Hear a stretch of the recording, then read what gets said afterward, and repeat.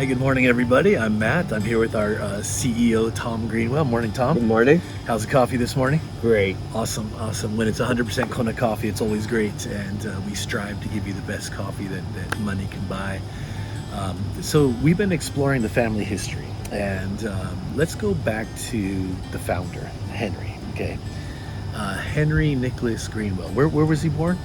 He was born in England, In England. All right, Durham, I believe. Durham, England. And what was his family situation like? He came from a very large family, Mhm. and he was maybe not the youngest, but pretty much way down on the inheritance line. Got you, Yeah. got you.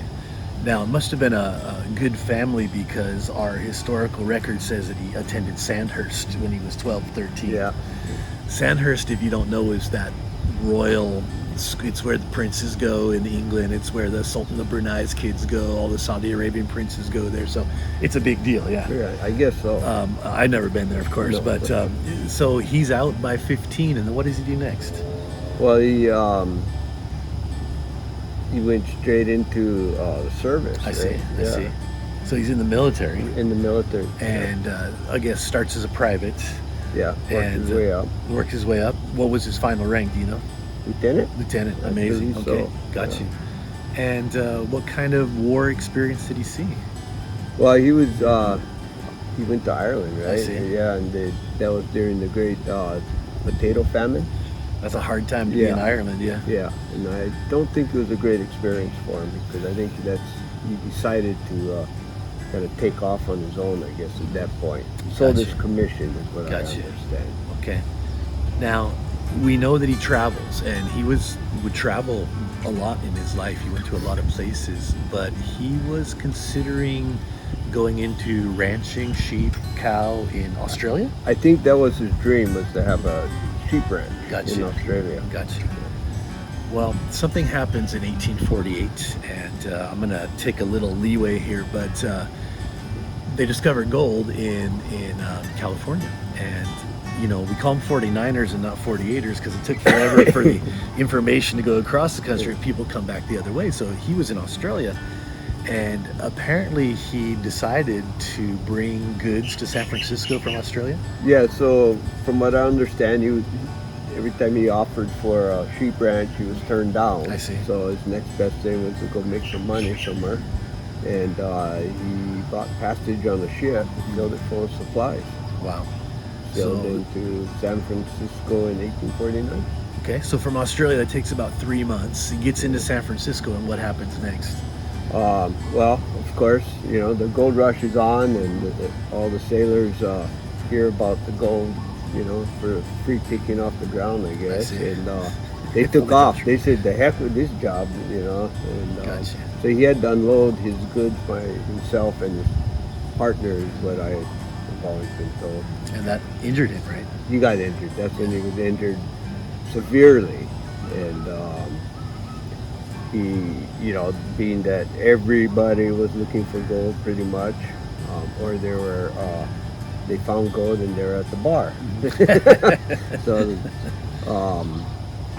but yeah, so they told him to sail there was a ship leaving San Francisco to Oahu, Honolulu, and they told him to get on it, and there was doctors and hospitals, and it was very civilized in Hawaii. Sure. Because San Francisco wasn't really a city yet, right? No, from what I understand, it was a tent city. Yeah, tent right? city, right? Exactly. That's No amazing. time to build a building when there was gold to be right, to be got. Wow.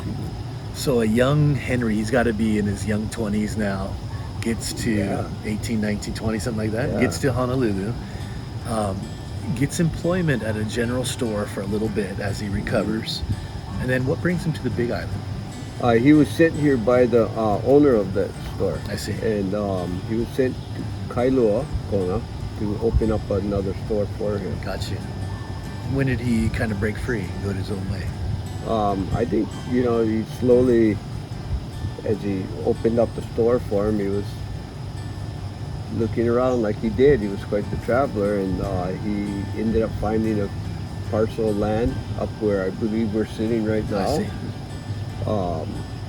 And he purchased it, and that was his dream come true, I guess. Amazing.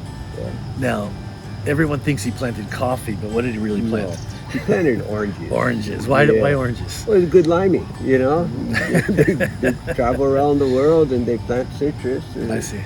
because of scurvy, to sell Yeah, to ship, sure, it's sure. almost a guaranteed sale, right? Yeah, absolutely. And Hawaii is a The great- whaling and merchant ships of the day would Yeah. always restock with Yeah. vitamin C rich goods, Right. right? So he gets this land. He grows his oranges. Probably pretty successful. Where does the coffee connection come in? Well, prior to him arriving to Hawaii, coffee, was planted in Kona in 1828 Right. for the first time. And so the king of Hawaii, King Kamehameha III, I believe it was, told everybody to plant coffee to pay your taxes in I coffee. see. Because all the Hawaiians were given land by the king before he started to sell any land off to foreigners.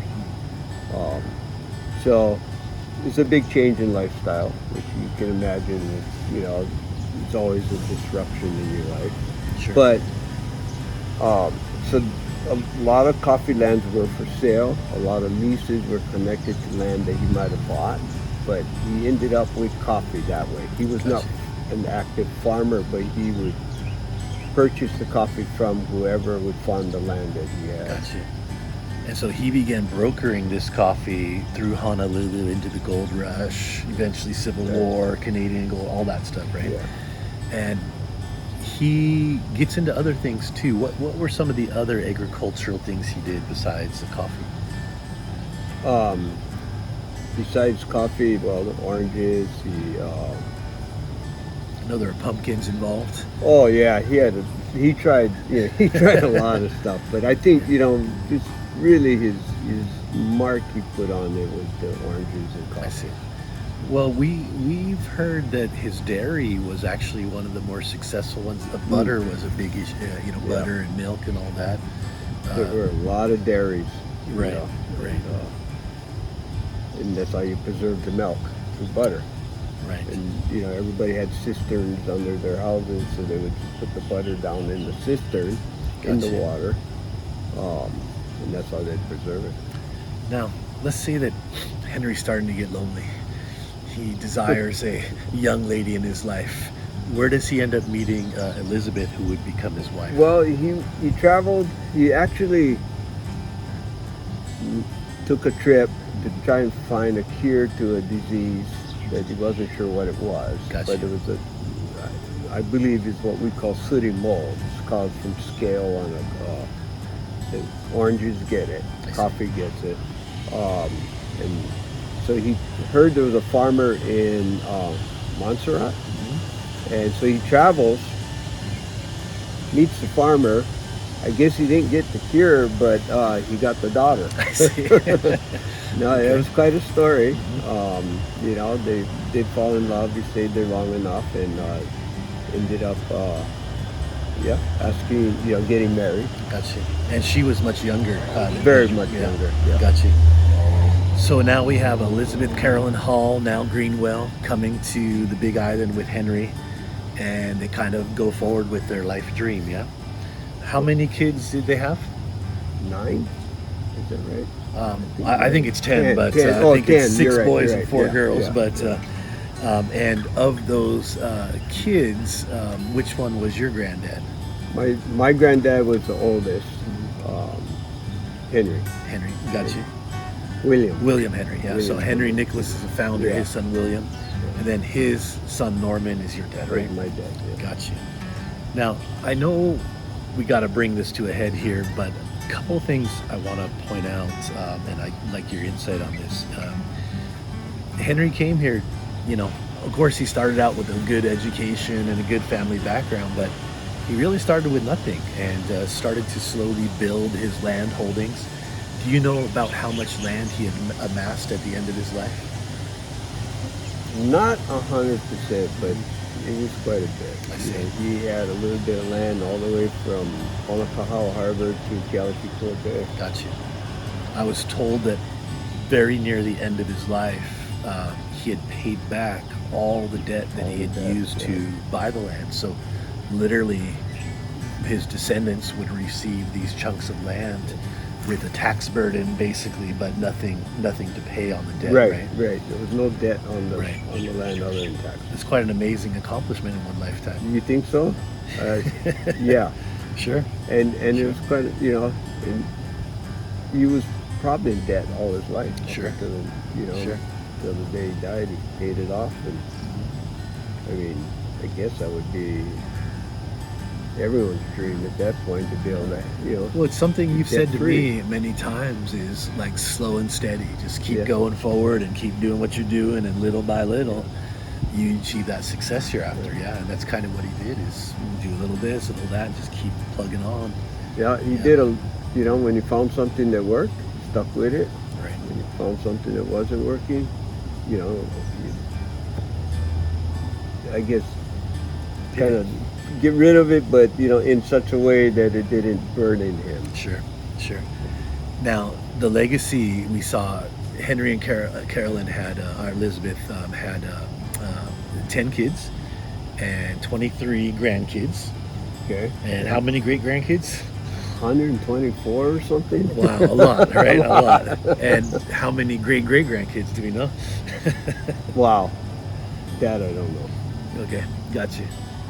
There's a lot. You told me at a family reunion recently, there's like 300 plus people. Well, yeah, our first family reunion was about 350. Got you. And the last family reunion was about 200. But I guess after COVID, people were traveling. But yeah, no, and they're we're all related. We all know each other, and Interesting. a lot of fun. Yeah. A lot of fun. How many of those folks are based in Hawaii still? I keep counting close to 100. I see. Got you. Maybe more actually when you start counting all the grandkids, Yeah. great-grand. Sure.